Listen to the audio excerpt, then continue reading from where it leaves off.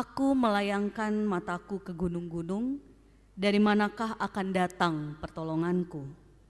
Pertolonganku ialah dari Tuhan yang menjadikan langit dan bumi. Ia takkan membiarkan kakimu goyah, penjagamu tidak akan terlelap. Sesungguhnya tidak terlelap dan tidak tertidur penjaga kami. Tuhanlah penjagamu, Tuhanlah naunganmu di sebelah tangan kananmu. Kasih karunia dan damai sejahtera dari Allah Bapa kita dan dari Tuhan Yesus Kristus menyertai saudara sekalian. Amin.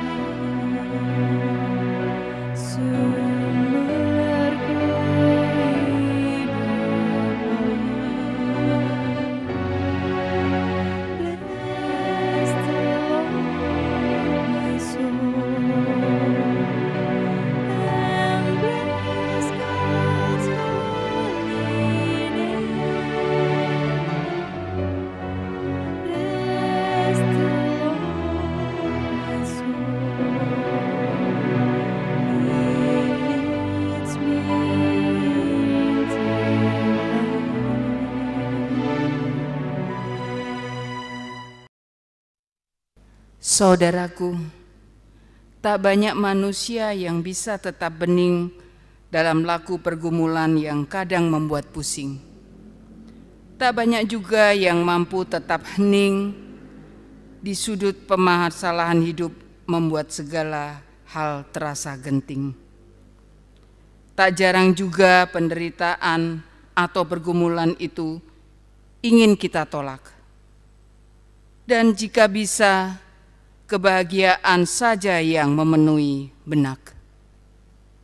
Nyatanya, kadangkala kita harus berada di ruang antara pergumulan dan kebahagiaan, keputusasaan dan harapan, kematian dan kehidupan. Ruang yang tak selalu nyaman, sebab tentu manusia berharap bisa segera beranjak ke depan. Mampukah kita merengkuh ruang antara ini?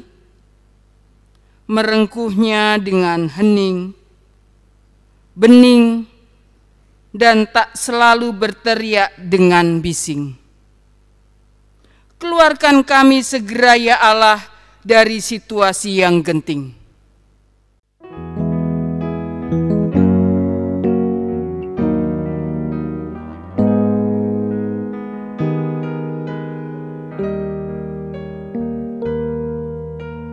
Jangan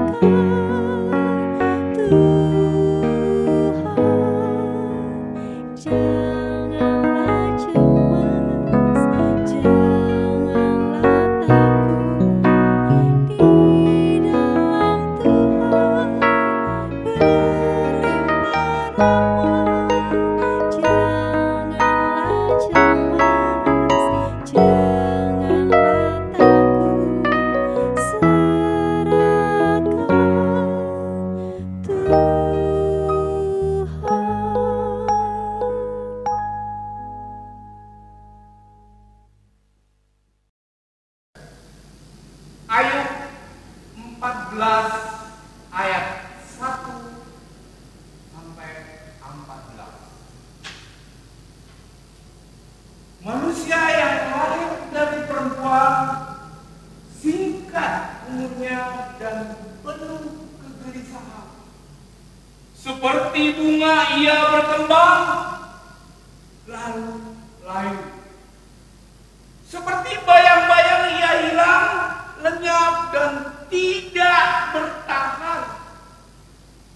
Masakan engkau menunjukkan pandanganmu kepada orang seperti itu dan menghadapkan kepadamu untuk diadili?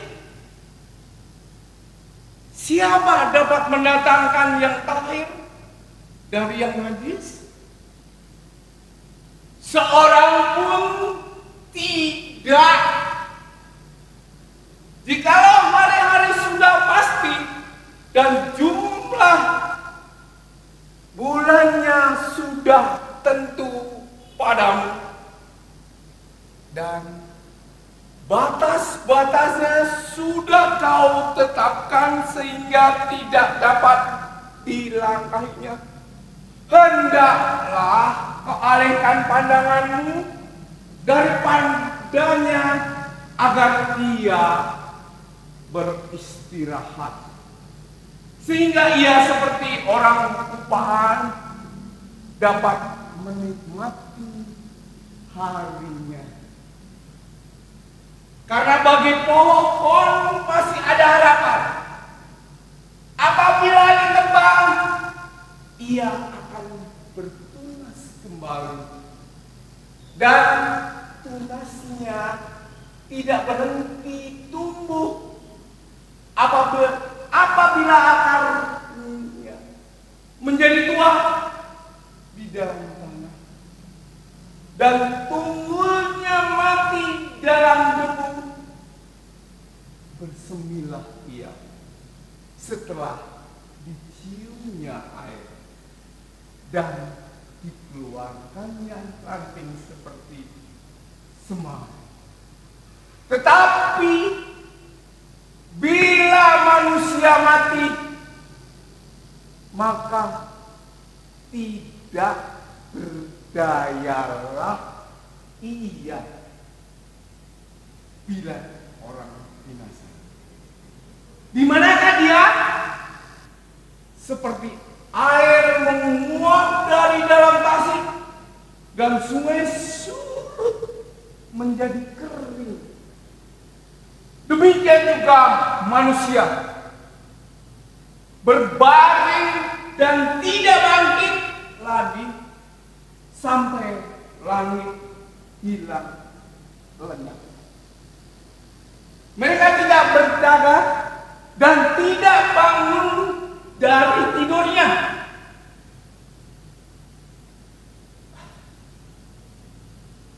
Kiranya Engkau menyembuhkan aku di dalam dunia perang aku, melindungi aku sampai mukamu surut dan menetapkan waktu bagiku, kemudian mengingat aku pula. Kalau manusia mati, dapatkah ia hidup lagi? Aku akan benar harap hari-hari pergumulanku sampai tiba giliranku.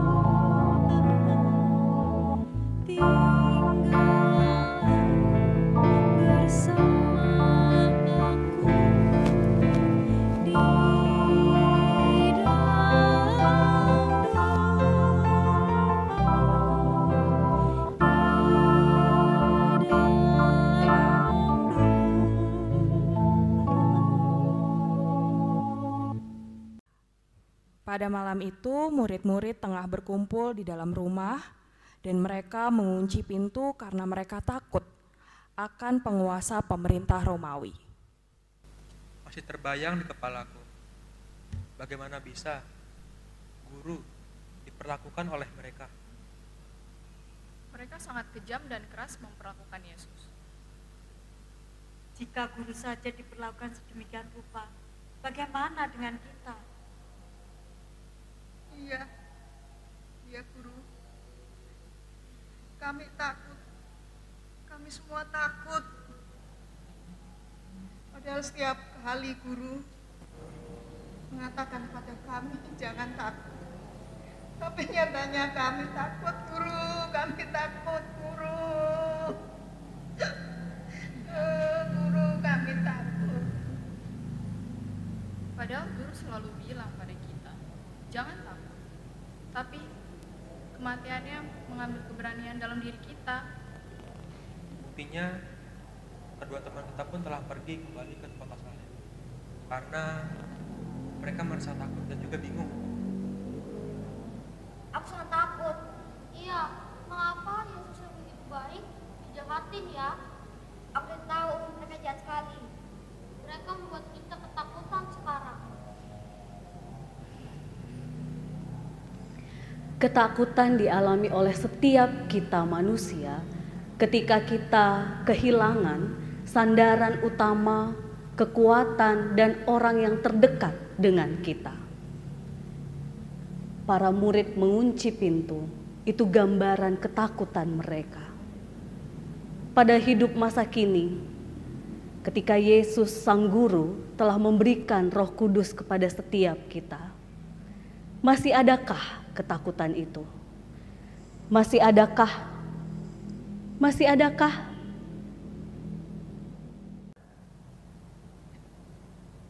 Saat ini aku sudah tidak muda lagi.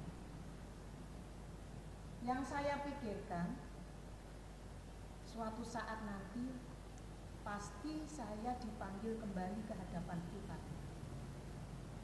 Itu yang saya pikirkan.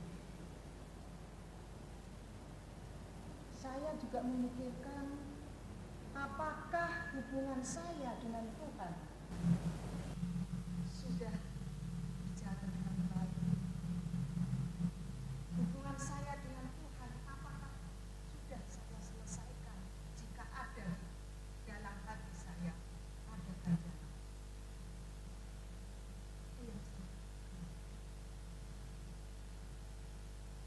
Apakah saya bisa mewujudkan Kehilangan teman dan sahabat yang selalu menemani hari-hariku juga terasa menakutkan. Teman yang biasanya selalu hadir dengan canda, tawa, harus pergi meninggalkanku. Mungkin mereka berikan alasan pendidikan atau mereka punya teman yang baru. Rasa takut itu akan muncul ketika mereka pergi. Takut pada kesendirian yang akan kualami. Terkadang aku bertanya, kenapa mereka harus pergi? Di usia saya yang sekarang ini, perasaan takut dan gelisah sedikit demi sedikit muncul. Ketika seseorang yang saya harapkan bisa menjadi pendamping hidup saya, tapi tidak bisa saya dapatkan, dan momen-momen yang seharusnya terjadi di masa muda saya tidak pernah terjadi. Situasi ketika nantinya pasangan saya pada akhirnya pergi meninggalkan saya, atau rencana pada masa depan saya yang sudah saya rancang tidak pernah terjadi, menjadi ketakutan terbesar bagi hidup saya. Aku merasa takut ketika ayah dan ibuku tidak ada di sekitarku. Aku juga merasa takut ketika ada orang asing tanpa ayah ataupun ibuku. Kenapa rasanya setakut itu ya? Saya merasa takut ketika suami atau anak-anak kami pergi menjauh. Dan ketika saya sadari kepergian orang tua kami untuk selamanya yang mungkin akan segera kami hadapi. Rasa takut ini muncul tanpa bisa kami cegah. Sebagai pendeta, saya pun merasa takut. Takut ketika jemaat lebih mendengar suara yang lain daripada suara Tuhan. Takut ketika jemaat bukan sehati sepikir di dalam Tuhan, tetapi terpecah-pecah karena keegoan, bahkan hal-hal yang tidak prinsip di dalam Tuhan. Saya takut. Mampukah saya membawanya? Mampukah saya membawa jemaat untuk terus berjalan dalam terang kasih Tuhan? Itu ketakutan saya sebagai pendeta. Tapi saat ini kita semua sudah mengungkapkan ketakutan kita. Mari kita dasarkan ketakutan kita, kita serahkan menurut firman Tuhan sebagai peneguh, sebagai penguat kita dalam menghadapi ketakutan-ketakutan kita.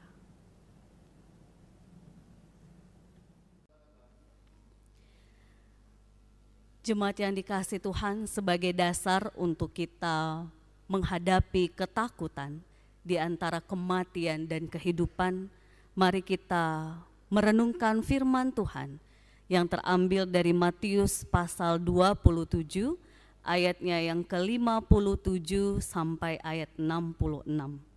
Dan marilah kita memohon tuntunan Tuhan. Kita berdoa.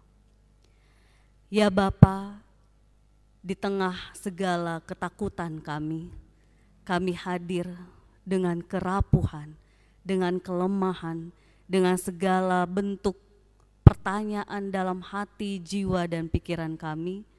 Kami merendahkan hati dan diri kami di hadapan-Mu ya Bapa, untuk kami beroleh kekuatan, untuk kami beroleh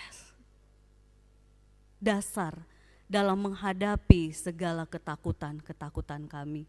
Kiranya Roh Kudus Tuhan menolong setiap kami untuk kami dapat mendengarkan, mengerti, dan melakukannya dalam kehidupan kami sehari-hari. Karena dengan firman-Mu lah ya Bapa, kami senantiasa dituntun di tengah segala ketakutan kami. Di dalam nama Tuhan Yesus kami siap menerima firman Tuhan. Amin. Matius pasal 27 ayatnya yang ke-57 sampai 66. Menjelang malam datanglah seorang kaya, orang Arimatea, yang bernama Yusuf, dan yang telah menjadi murid Yesus juga. Ia pergi menghadap Pilatus dan meminta mayat Yesus. Pilatus memerintahkan untuk menyerahkannya kepadanya. Dan Yusuf pun mengambil mayat itu, mengapaninya dengan kain lenan yang putih bersih, lalu membaringkannya di dalam kuburnya yang baru, yang digalinya di dalam bukit batu, dan sesudah menggulingkan sebuah batu besar ke pintu kubur itu, pergilah ia. Tetapi Maria Magdalena dan Maria yang lain tinggal di situ, duduk di depan kubur itu. Keesokan harinya, yaitu sesudah hari persiapan, datanglah imam-imam kepala dan orang-orang Farisi bersama-sama dengan Pilatus, dan mereka berkata, "Tuan, kami ingat bahwa si penyesat itu sewaktu hidupnya berkata, 'Sesudah 3 hari aku akan bangkit.' Karena itu perintahkanlah untuk menjaga kubur itu sampai hari yang ketiga, jikalau tidak, murid-muridnya mungkin datang untuk mencuri dia, lalu mengatakan kepada rakyat, ia telah bangkit dari antara orang mati, sehingga penyesatan yang terakhir akan lebih buruk akibatnya daripada yang pertama." Kata Pilatus kepada mereka, "Ini penjaga-penjaga bagimu, pergi dan jagalah kubur itu sebaik-baiknya." Maka pergilah mereka, dan dengan bantuan penjaga-penjaga itu, mereka memeterai kubur itu dan menjaganya. Yang berbahagia adalah setiap kita yang merenungkan firman Tuhan dan melakukannya dalam kehidupan sehari-hari. Sabtu Sunyi. Jemaat yang dikasihi Tuhan, ketika kita kembali menghayati Sabtu Sunyi, kita akan melihat sebuah ruang di antara kematian dan kehidupan. Barangkali di depan kita sudah terlihat dekorasi yang disiapkan oleh panitia. Di sebelah kanan saya ranting yang menggambarkan sebuah pohon yang tampaknya sudah mati begitu ya, karena tidak lagi mengeluarkan daunnya, tidak lagi jelas-jelas berbuah. Yang kita mengingat salah satu ajaran Yesus, perumpamaan ketika ranting tidak berbuah dia akan dibakar, dia akan dibuang. Tetapi beda halnya ketika kita berbicara tentang sesuatu yang masih hidup, yang masih menghasilkan daun dan buah dalam kehidupannya, yang barangkali dalam konteks ini contoh yang dipakai masih seperti daun-daun yang sebenarnya dari bahan plastik begitu ya. Tapi Bapak Ibu terkasih, ini ilustrasi menggambarkan bahwa perbedaan antara yang masih sungguh hidup, yang masih menggambarkan kematian dengan yang sungguh hidup begitu ya. Sehingga kita bisa melihat ketika ada di ruang antara kita mati dan kita sungguh-sungguh hidup, di sana sebenarnya kita melihat ada sisi kerapuhan, ada sisi kita lemah ketika kita berada di ruang antara mati dan hidup. Tragedi penyaliban Tuhan Yesus dan kematiannya yang kita hayati dari Jumat Agung kemarin dan Sabtu Sunyi hari ini menunjukkan kepada kita di Sabtu Sunyi ini kemuliaan kebangkitan itu belum tampak. Kita terjebak antara ada dan tiada. Apa yang tidak ada lagi dan apa yang akan menjadi masih sesuatu yang belum jelas dan diketahui, rasanya seolah-olah kita tidak tahu kemana harus pergi dan tidak ada yang bisa dilakukan. Mungkin bagi jemaat yang dikasih Tuhan yang belum punya pengalaman hampir mendekati sebuah kematian atau kehilangan seseorang, kita akan berpikir, saya belum pernah kehilangan seseorang. Sulit bagiku untuk memahami Sabtu Sunyi ini. Sehingga bagi kita ruang antara kematian dan kehidupan ini ngapain sih dilakukan begitu ya? Ngapain dihayati, ngapain diadakan? Tetapi jemaat yang dikasih Tuhan, Sabtu Sunyi ini sebenarnya sangat dekat dengan kehidupan keseharian kita sebagai manusia. Boleh kita lihat bagaimana tadi teman-teman, Bapak Ibu dan anak-anak terkasih kita menampilkan wujud drama, bagaimana murid-murid yang ketakutan dan juga bagaimana kehidupan masa kini yang kita tahu kita semua sudah memiliki Roh Kudus, tetapi kita masih punya ketakutan. Bahkan saya pun tadi secara pribadi mengatakan saya sebagai pendeta yang juga punya sisi manusiawi takut. Jadi jemaat yang dikasih Tuhan, Sabtu Sunyi ini mengajak kita untuk melihat bahwa kita memang rapuh di dalam setiap tantangan yang kita hadapi. Kita memang rapuh ketika kehilangan sebuah pegangan, kita rapuh memang ketika kehilangan seseorang yang kita kasihi, kita rapuh ketika tidak tahu ke depan apa yang harus kita lakukan. Untuk itu, narator dalam kisah Ayub menunjukkan bagaimana Ayub yang juga sangat rapuh, ia hanya mampu mengungkapkan kata-kata yang menunjukkan dia berjuang untuk masih berpengharapan kepada Allah. Jadi jemaat yang dikasih Tuhan, di sini kita melihat bahwa Ayub dengan penderitaan yang ia alami, ia masih berjuang untuk berharap. Di tengah-tengah barangkali dia pun sedang menghadapi realita yang saat itu dia akan mati atau dia akan tetap masih hidup dengan penderitaan yang ia sudah alami. Jemaat yang dikasih Tuhan, dari bacaan Injil tadi kita diteguhkan di Sabtu Sunyi ini. Ada 2 respon, bahkan kalau bisa kita lihat 3 dari bacaan Injil ketika melihat Yesus sudah disalibkan. Yang pertama dari respon seorang kaya, Yusuf dari Arimatea. Ketika Yesus akhirnya mati di kayu salib, ia masih berpikir apa yang bisa dilakukan untuk memberikan sebuah penghormatan yang baik bagi jenazah, kalau kita sebutnya saat ini ya, bagi tubuh Yesus yang telah mati itu. Ia masih memikirkan apa yang bisa ia lakukan. Ia masih memikirkan apa yang mampu ia lakukan untuk sang guru. Karena di dalam catatan Injil kita, Yusuf dari Arimatea sudah menjadi murid Yesus. Dia masih memikirkan apa yang bisa ia lakukan. Ini menunjukkan bahwa di tengah-tengah ketidakadanya harapan akan hidup karena sang guru yang telah mati, ia tetap punya kekuatan untuk melakukan sesuatu. Ini yang pertama, respon Yusuf dari Arimatea, bahwa ternyata ketika kita sedang sunyi karena kerapuhan kita, karena ketakutan kita, kita masih punya satu hal yang mungkin bisa kita lakukan untuk ketakutan kita, untuk hidup kita, untuk hal-hal yang memberikan pengharapan bagi diri kita terhadap orang-orang di sekitar kita. Yang kedua, kita melihat dari perempuan-perempuan yang saat itu juga menyiapkan kubur Yesus. Dalam catatan Injil kita dikatakan ada Maria Magdalena dan Maria yang lain. Dicatat di sana mereka tinggal di situ, duduk di depan kubur itu.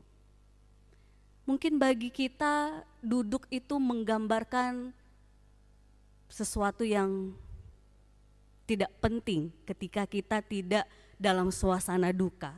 Tetapi bagi mereka yang sedang berduka, rapuh, kehilangan, duduk di dekat orang yang kita kasihi meskipun itu kuburnya, itu menjadi sesuatu yang bermakna. Merenung, melihat, mengingat apa yang sudah dilakukan oleh Yesus, mengingat apa yang menjadi pengalaman bersama, serta mengingat apa yang masih bisa dilakukan meskipun sekedar hanya duduk.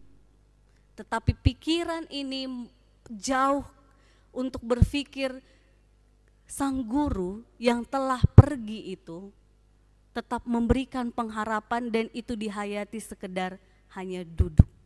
Jadi jemaat yang dikasihi Tuhan, terkadang dalam kerapuhan ketakutan kita, kita boleh ambil waktu untuk duduk.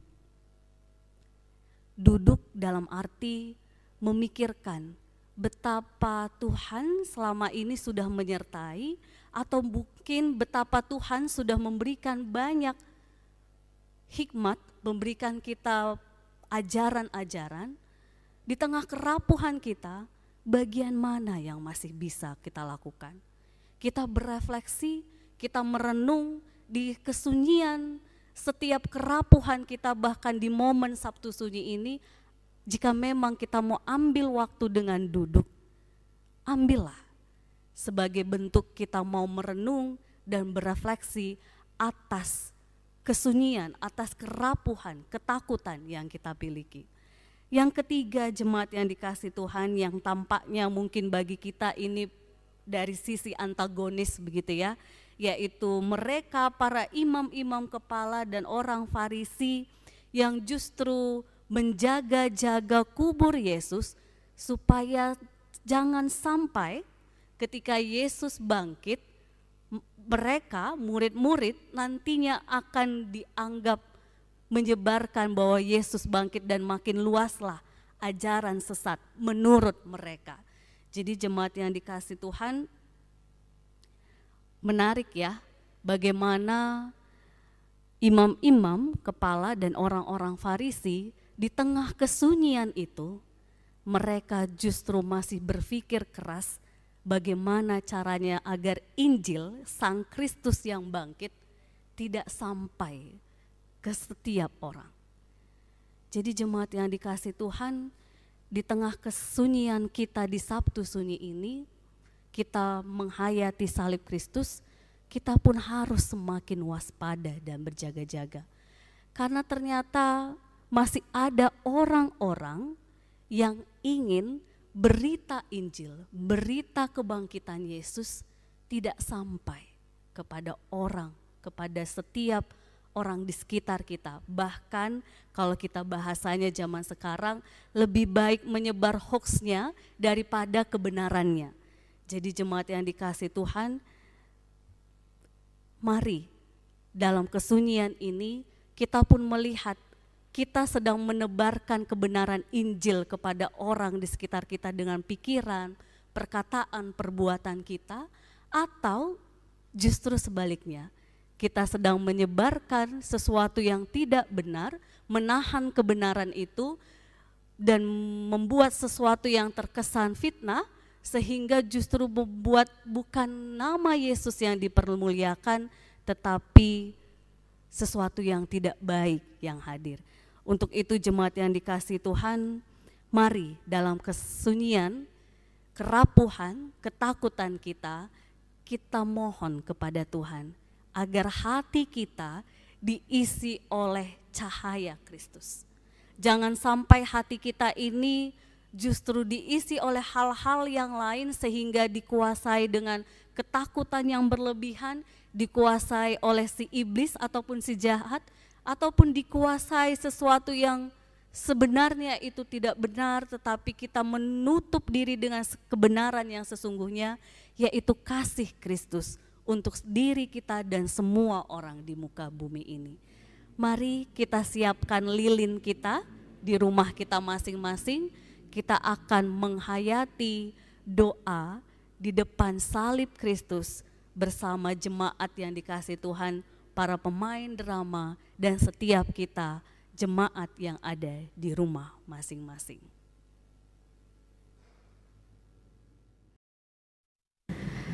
Mari jemaat yang dikasihi Tuhan, kita membawa setiap ketakutan kita kepada salib Kristus untuk hati kita terus diisi dengan cahaya cinta kasih-Nya, agar yang tumbuh di dalam hati kita keberanian dan Roh Kudus yang menuntun kita menapaki hari-hari ke depan. Mari anak-anakku, kita menuju salib Kristus.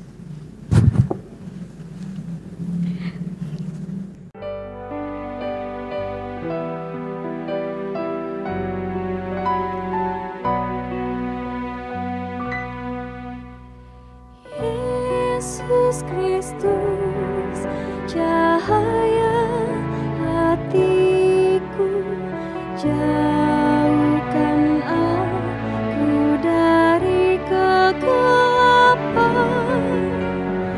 Yesus Kristus, cahaya hatiku, biarkan ku sambut cinta-Mu.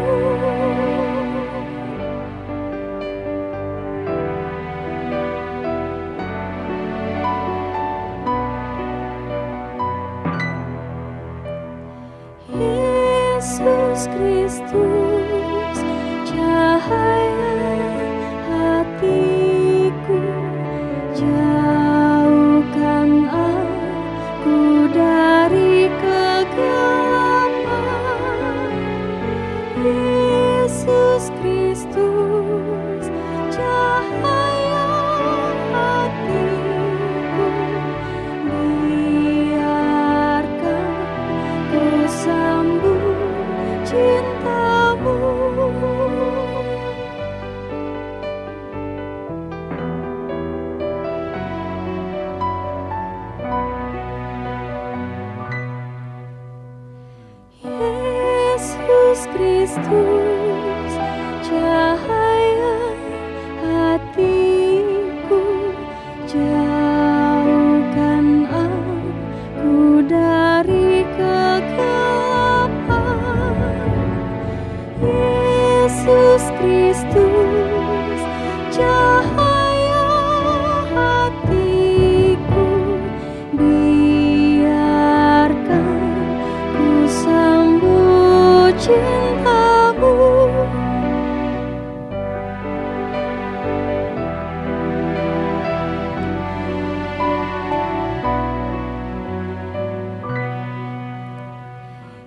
Yesus Kristus, cahaya hatiku, jauhkan aku dari kegelapan.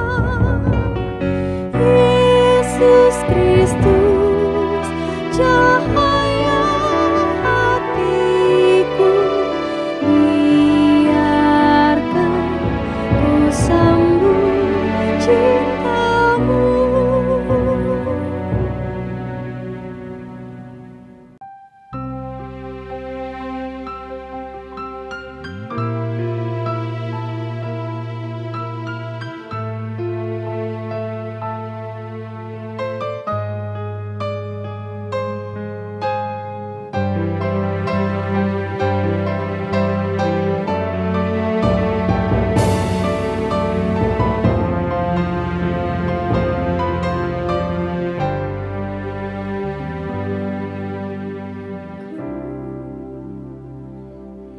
Memanggil langit dan bumi menjadi saksiku ketika ku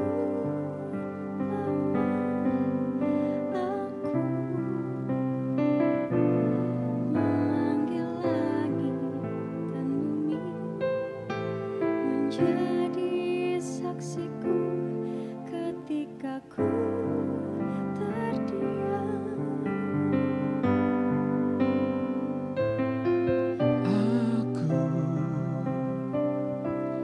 Memanggil langit dan bumi menjadi saksiku ketika ku sunyi. Aku memanggil langit dan bumi menjadi saksiku ketika ku lelah.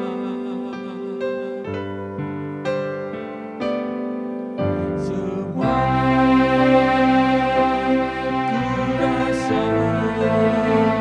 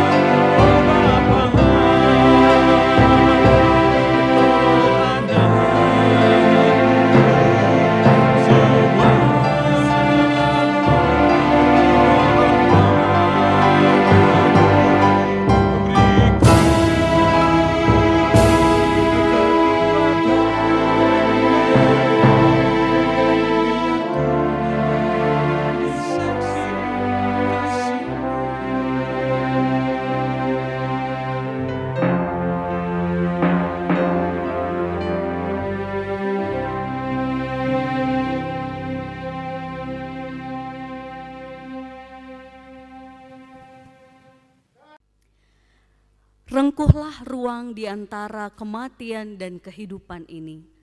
Tenanglah, kuatkanlah hati saudara. Dalam kepedihan dan keputusasaan, kasih-Nya mengiringi jalan Sabtu sunyi saudara.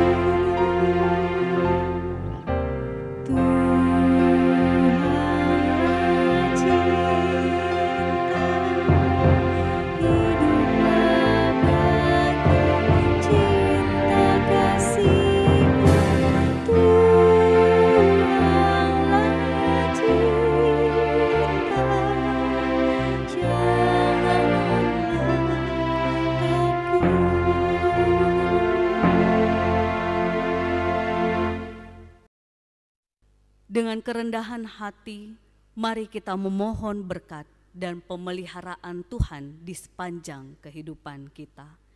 Terimalah berkat-Nya. Kasih karunia dan damai sejahtera dari Allah Bapa kita dan dari Tuhan Yesus Kristus menyertai saudara sekalian. Amin.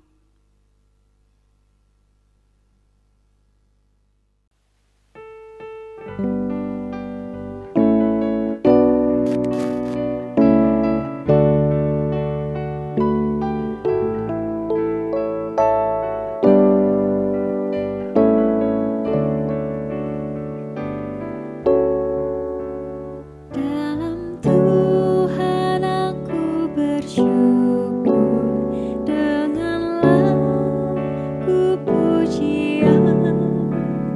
Tuhanlah penyelamatku, dalam Dialah sukacita, dalam Dialah sukacita.